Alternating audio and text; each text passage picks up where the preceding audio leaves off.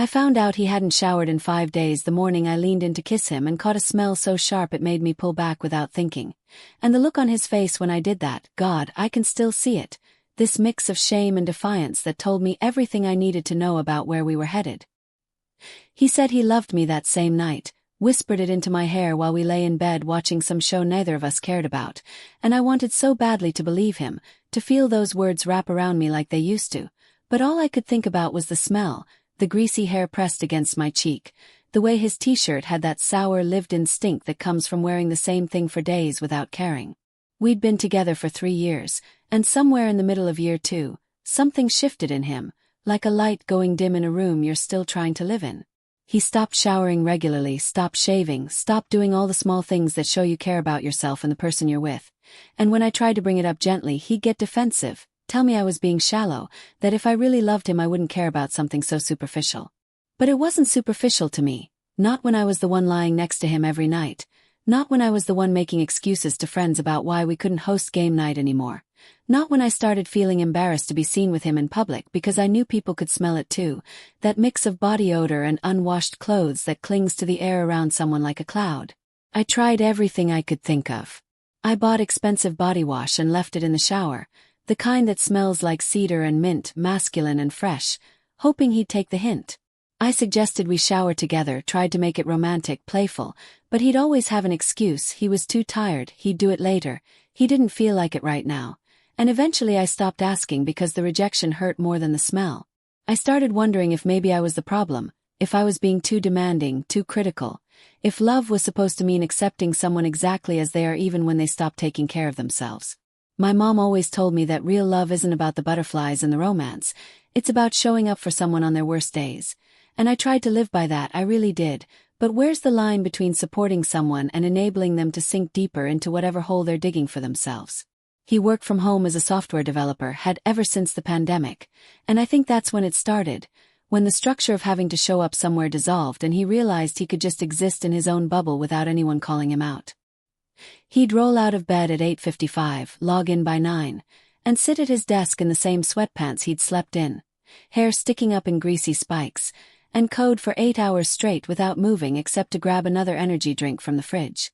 I worked as a nurse at the county hospital, 12-hour shifts on my feet, dealing with everything from heart attacks to overdoses to scared kids with broken arms, and I'd come home exhausted, emotionally drained, sometimes literally covered in other people's blood and vomit, and the first thing I'd do was shower, scrub myself clean, wash away the hospital smell and the weight of the day because that's what you do. That's basic human maintenance.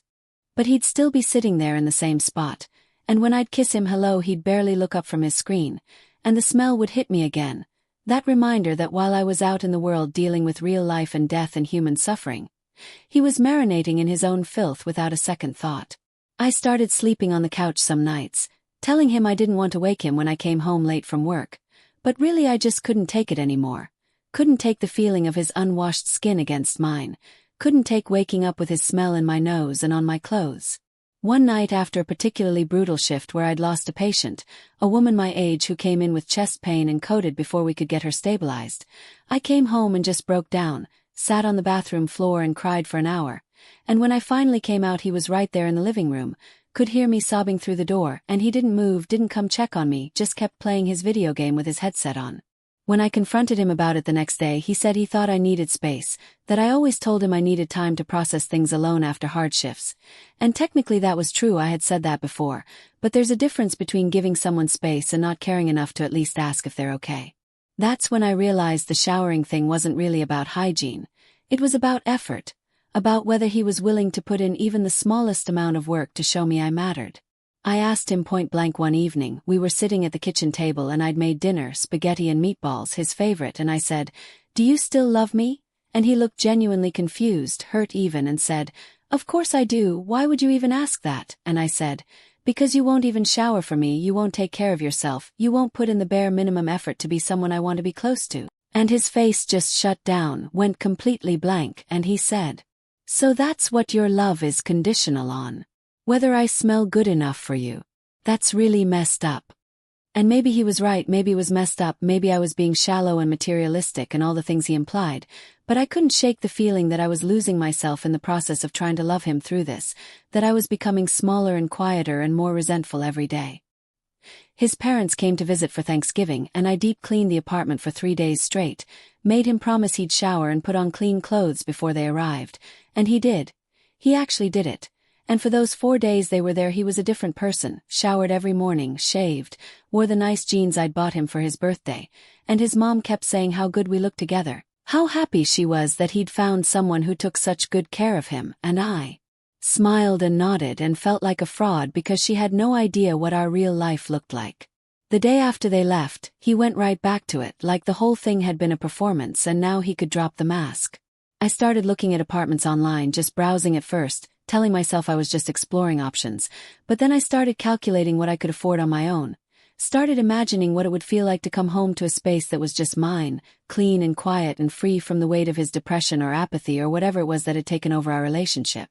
But every time I got close to actually doing something about it, he'd have a good day, he'd shower without me asking, he'd make dinner or say something sweet, and I think maybe this was the turning point, maybe he was finally climbing out of whatever hole he'd been in.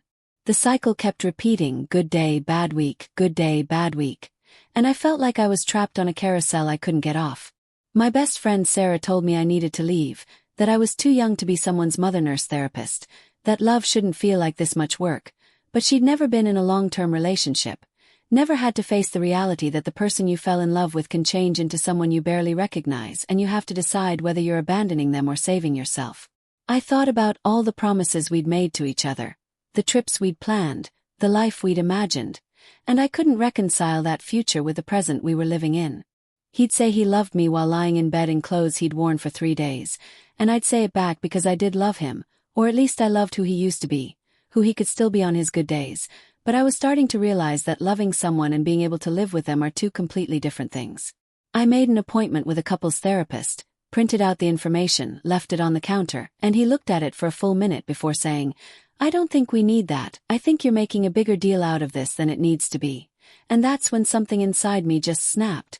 I asked him if he thought it was normal to go a week without showering, if he thought it was okay that I'd started avoiding physical intimacy with him because I couldn't get past the smell, if he thought any of this was sustainable, and he said, "You knew I struggled with depression when we got together, you said you'd support me through it, and now you're punishing me for having symptoms." And that made me stop cold because he was right. He had told me about his depression early on and I had promised to be there for him, but I never imagined it would look like this. Never thought supporting someone meant watching them deteriorate while they refused every form of help. I started wondering if I was the villain in this story. If years from now he'd tell people about his ex who left him when he was struggling, who couldn't handle his mental illness, who prioritized superficial things like hygiene over unconditional love, and maybe that's exactly what I was. But I also knew I was drowning, that I'd stopped taking care of my own mental health because all my energy went into managing his, that I'd started calling in sick to work not because I was physically ill but because I couldn't face another day of holding it together in public while falling apart at home. The last straw came on a random Tuesday in March. I'd worked a double shift 16 hours straight, and I came home at midnight to find him exactly where I'd left him that morning, at his desk in the same clothes, and the apartment smelled so bad I actually gagged when I walked in. There were dishes piled in the sink from 4 days ago, takeout containers on every surface, and he didn't even turn around when I came in. I stood there in my scrubs, still wearing my badge, and I realized I had a choice to make. I could keep pretending this was normal, keep making excuses, keep hoping he'd change, or I could accept that this was who he was right now and decide whether I could live with that. I packed a bag that night while he slept, just enough for a few days, and I left a note that said I needed time to think, that I loved him but I couldn't do this anymore, that he needed to get help whether we stayed together or not. I stayed with Sarah for a week, and he texted me every day, long paragraphs about how much he missed me, how he'd change, how he'd do better. And on day 5 he sent me a photo of himself freshly showered and shaved with a caption that said, "See? I can do it." And I didn't know whether to laugh or cry because the fact that he could do it, that he could change when I left but wouldn't change when I stayed, told me everything I needed to know about where I ranked in his priorities.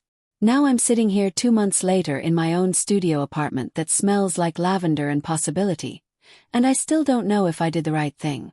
He's been going to therapy, he tells me, working on himself, and part of me wants to believe this time is different, wants to go back and try again, but another part of me knows that I can't be the reason someone takes care of themselves, that if he's only willing to change when I'm gone, then maybe I need to stay gone. I miss him. I miss the person he was when we first met, when he'd surprise me with flowers and we'd talk for hours about everything and nothing, but I don't miss the smell, don't miss the resentment, don't miss feeling like I was slowly disappearing into the role of caretaker instead of partner. And I keep asking myself the same question over and over. If someone says they love you but won't do the bare minimum to make you feel loved, is that really love at all? Or is it just words they've learned to say to keep you around? I don't have an answer yet, and maybe I never will. But what I do know is that I can breathe again, that I'm sleeping through the night, that I'm starting to remember who I was before I became someone whose entire existence revolved around managing someone else's decline.